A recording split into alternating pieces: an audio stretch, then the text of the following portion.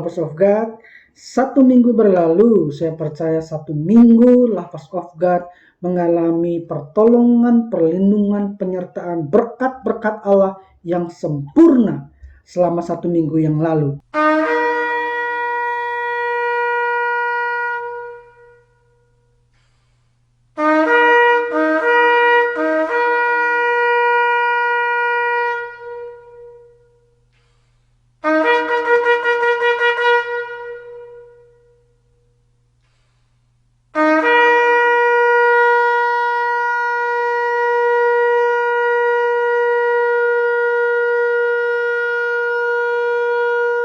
Kali ini kita akan membahas pesan Tuhan di tahun Ibrani 5784 atau yang kita kenal dengan nama Pei Dalet.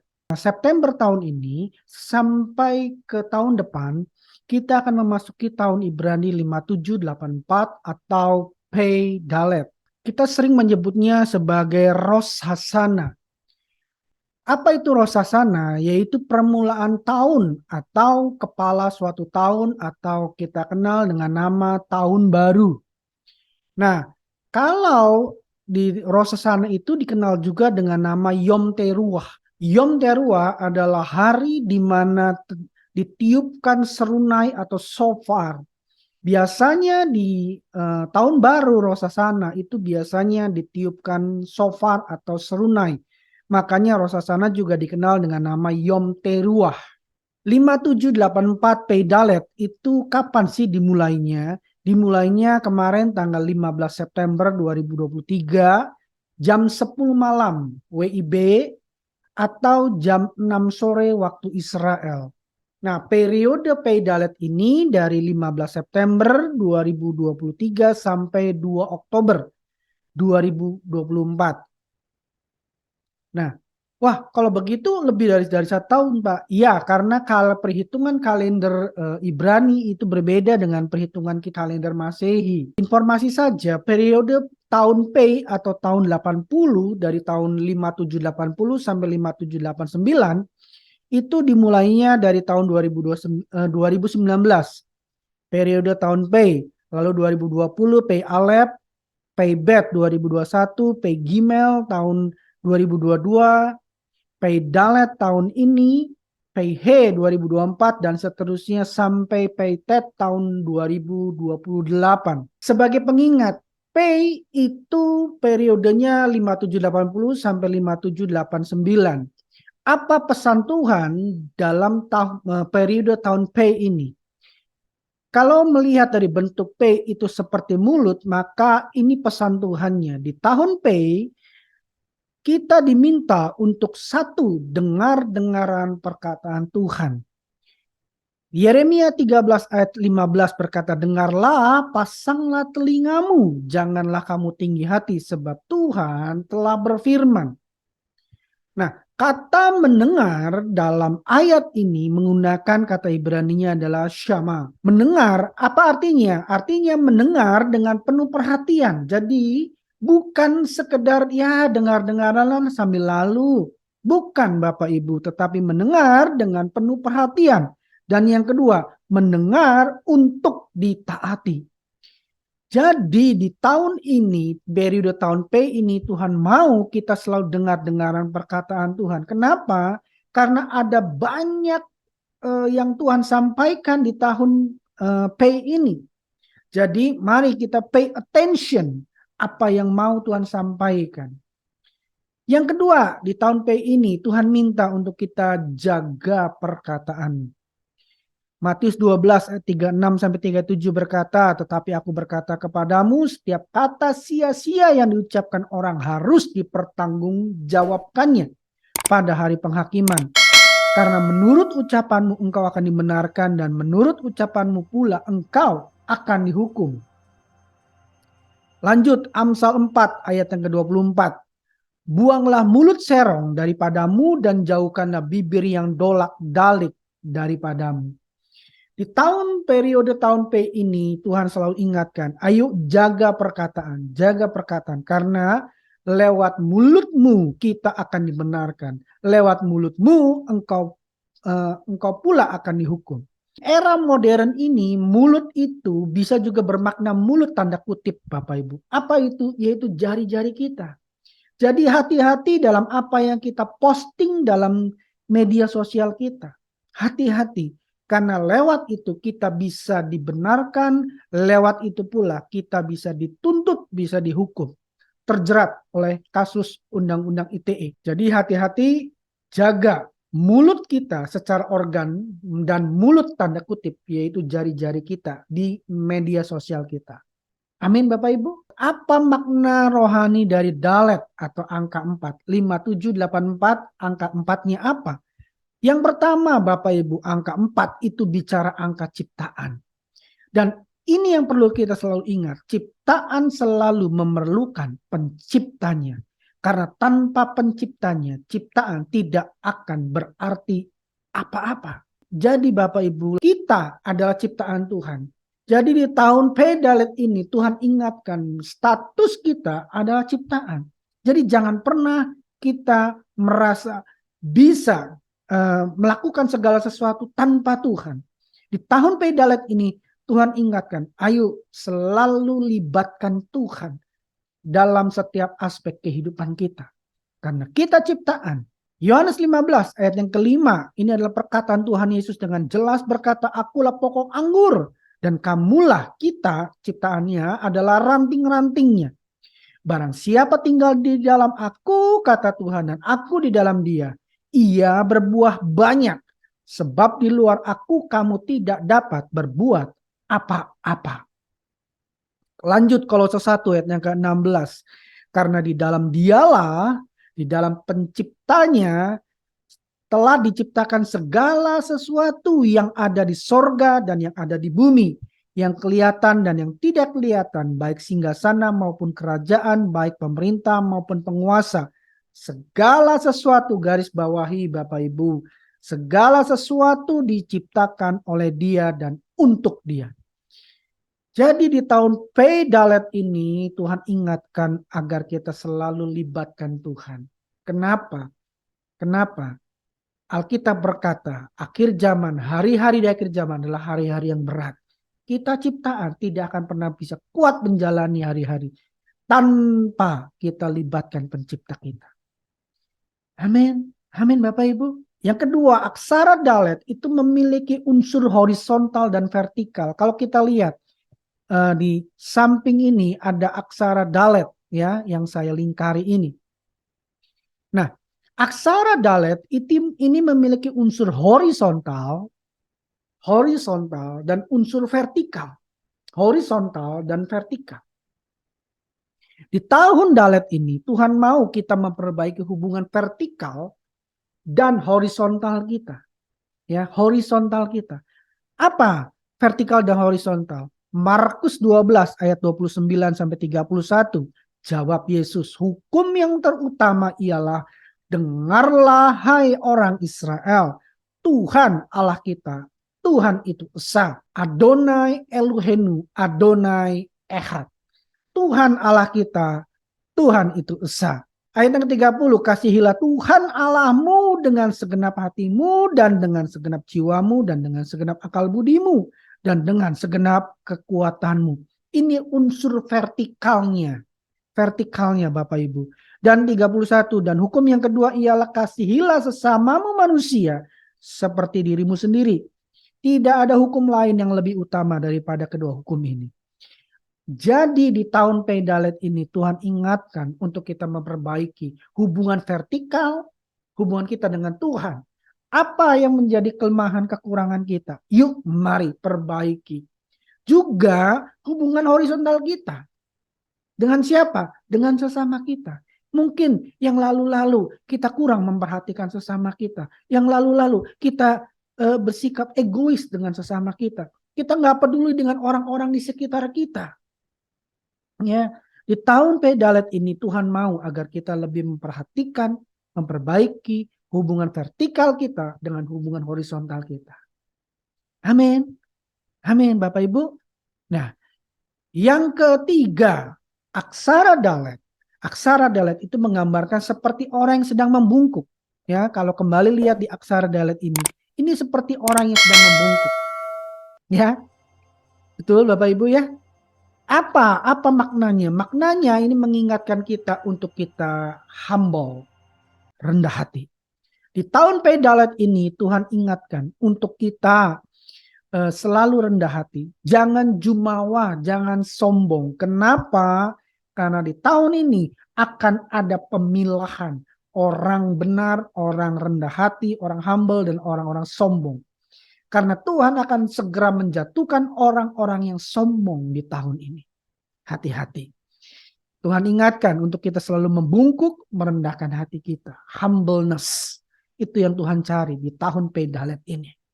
Filipi 2 ayat yang ketiga, dengan tidak mencari kepentingan sendiri atau puji-pujian yang sia-sia. Sebaliknya, hendaklah dengan rendah hati yang seorang menganggap yang lain lebih utama daripada dirinya sendiri. Humbleness, kerendahan hati itu hanya bisa kita capai jika kita menganggap orang lain lebih utama daripada kita. Selama kita masih menganggap diri kita lebih utama dari orang lain, kita akan menjadi jumawa, kita akan menjadi sombong, kita akan sulit untuk rendah hati. Ya. Nah, kerendahan hati menjadikan kita dapat bersatu, bergandeng tangan dan menjauhkan kita dari pertengkaran.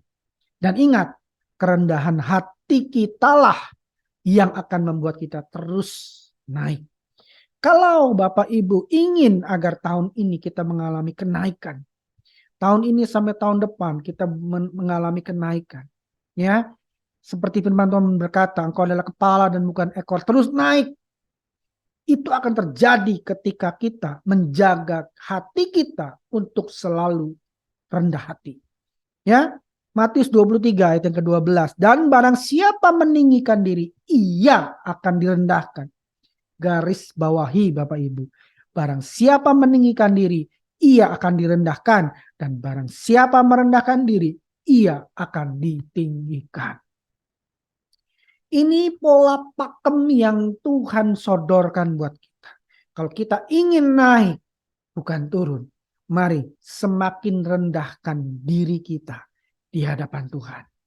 Semakin kita meninggikan diri, semakin kita arogan, semakin kita sombong. Firman Tuhan berkata, ia akan direndahkan. Amin. Amin Bapak Ibu. Yuk mari, di tahun Pedalet ini, mari kita jaga untuk kita selalu rendah hati. Yang keempat, kata dalet itu berasal dari kata Ibrani delet atau dal yang artinya pintu atau gerbang. Nah, kalau bicara pintu, Bapak Ibu, pintu adalah jalur masuk. Setuju ya? Pintu adalah jalur masuk. Jadi apa maknanya buat kita? Maknanya adalah perhatikan apa yang masuk ke dalam diri kita yang dapat merontokkan iman percaya kita.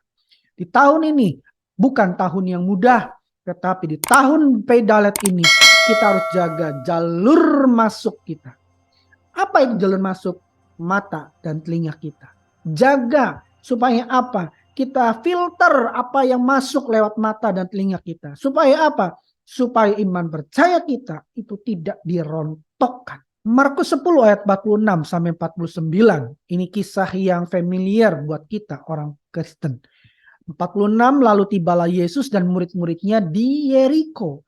Dan ketika Yesus keluar dari Yeriko bersama-sama dengan murid-muridnya dan orang banyak yang berbondong-bondong, ada seorang pengemis yang buta bernama Bartimeus. Bartimeus, bar itu artinya anak Timeus. Jadi Bartimeus itu artinya anak Timeus. Ya, ngapain Bartimeus itu? Dia duduk di pinggir jalan. Apa yang dikerjakannya? Tadi dikatakan pengemis yang buta. Jadi Bartimeus ini bukan hanya sekedar pengemis, bukan hanya sekedar seorang pengemis, tetapi Bartimeus adalah seorang yang buta, Bapak Ibu. Perhatikan ayat yang ke-47. Ketika didengarnya bahwa itu adalah Yesus orang Nazaret, mulailah ia berseru, Yesus anak Daud, kasihanilah aku. Banyak orang menegurnya supaya ia diam. Namun semakin keras ia berseru, anak Daud, kasihanilah aku. Ayat 49, lalu Yesus berhenti dan berkata, panggillah dia. Mereka memanggil orang buta itu dan berkata kepadanya, kuatkan hatimu, berdirilah, ia memanggil engkau. Kalau saya boleh gambarkan, Bartimius ini seorang pengemis buta, ketika dia dengar, Yesus sedang berjalan, lalu dia berteriak, Yesus anak Daud kasihanilah aku. Dan saya percaya teriakannya ini bukan cuma sekali. Ya, dia bertalu-talu, dia berteriak, Yesus anak Daud, tolonglah aku, kasihanilah aku. Yesus anak Daud, kasihanilah aku. Kenapa? Kenapa? Karena ayat 48 berkata dengan jelas, banyak orang menegurnya supaya ia diam. Kenapa? Karena pasti perkataan Bartimius ini adalah suatu teriakan. Bukan hanya sekali, tapi berkali-kali dia berteriak. Setuju ya? Nah, tetapi ketika banyak orang di sekitar dia menegur dia, berkata, udah diam, berisik. Tapi Bartimius dia tutup telinga, tutup matanya dari hal-hal yang merontokkan iman dia, dari hal-hal yang merontokkan pengharapan dia, karena dia tetap berpegang pengharapan bahwa Yesus pasti mau dan dapat menolong dia. Karena itu dia semakin keras dia berseru, anak Daud kasihanilah aku. Ayat 48 dengan jelas, eksplisit mencatatnya. Apa akibatnya? Ayat 49 berkata, Yesus berhenti dan berkata, panggillah dia.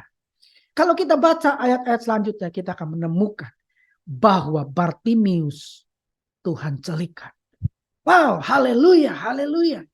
Jadi di tahun Peidalet ini, mungkin kita masih ada banyak pergumulan. Tetapi ini yang Tuhan ingatkan. Hati-hati, jaga mata dan telinga kita. Tutup pintu masuk, filter pintu masuknya. Dari hal-hal yang dapat merontokkan iman percaya kita. Mungkin kita terus bergumul dalam doa-doa kita. Kita berharap Tuhan tolonglah. Tetapi mungkin orang-orang sekitar kita, mungkin mata telinga kita disodorkan hal-hal yang dapat merontokkan iman kita. Ini yang Tuhan mau katakan. Jaga, filter pintu masuknya. Amin. Supaya apa? Jangan rontok iman percaya kita. Mari kita renungkan. Ketika Bartimius berteriak, Yesus anak Daud kasihanilah aku. Berkali-kali dia berteriak. Tetapi pada kali yang ke-10, dia berhenti. Lalu dia pikir, udahlah. Orang-orang juga berkata, sudah diam, berisik aja kamu. Dan dia mengikuti apa yang dikatakan orang sekitarnya. Perhatikan, apakah pengharapan dia terjadi? Tidak.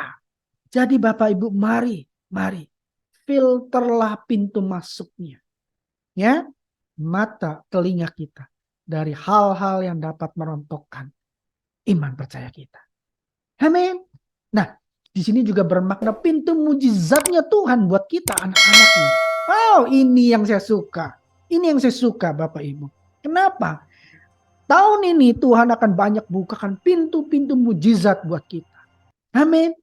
Ya, dan mari kita baca Wahyu 3 ayat yang ke-7. Dan tuliskanlah kepada malaikat jemaat di Philadelphia. Inilah firman dari yang kudus, yang benar, yang memegang kunci Daud. Apabila ia membuka, tidak ada yang dapat menutup. Apabila ia menutup, tidak ada yang dapat membuka. Artinya Bapak Ibu, pintu mujizat yang Tuhan sudah sediakan buat kita anak-anaknya, itu betul-betul dijaga, dijamin oleh Tuhan. Sehingga mujizat itu tidak dapat dibatalkan oleh siapapun juga. Sehingga ketika pintu mujizat itu Tuhan berikan buat kita, Tuhan bukakan pintu mujizat buat kita. Tidak ada satupun yang dapat membatalkan atau menutupnya. Amin. Ya, jadi tetap percaya. Tetap percaya. Mungkin engkau sedang dalam pergumulan. Apapun bentuknya itu. Pintu mujizatnya Tuhan masih buka buat kita. Haleluya, haleluya. Amin. Ya, mari terus percaya. Jaga pintu masuknya. Amin. Nah, apa yang bisa kita simpulkan dari tahun Peidalet ini Bapak Ibu? Yang pertama, periode Pei. Tuhan ingatkan agar kita selalu dengar-dengaran firman Tuhan. Ya. Yang kedua, kita jaga perkataan kita. Lalu di tahun Dalet ini, yang Tuhan ingatkan untuk terus kita melekat pada Tuhan sebagai pencipta kita. Tanpa dia, we are nothing. Garis bawahi Bapak Ibu. Ya, without him we are nothing. Yang kedua, di tahun Dalet, Tuhan mau kita memperbaiki hubungan vertikal kita dan horizontal kita. Ya, di tahun Dalet yang ketiga, Tuhan mau agar kita belajar hidup rendah hati, karena kerendah hatian kita lah yang akan membuat kita terus naik, akan menjadi kepala, bukan ekor, terus naik, terus naik, terus naik. Amin. Dan yang keempat, perhatikan apa yang masuk lewat mata dan telinga kita yang dapat merontokkan iman percaya kita. Karena Tuhan akan membuka pintu mujizatnya buat kita, anak-anaknya. Amin. Haleluya, haleluya. Dan terakhir saya akan tutup dengan ada murid, ada juga guru. Asik belajar, tambah-tambahan. Mari masuki tahun yang baru, tangkap jelas maunya Tuhan. Tuhan Yesus memberkati Bapak Ibu. Shalom.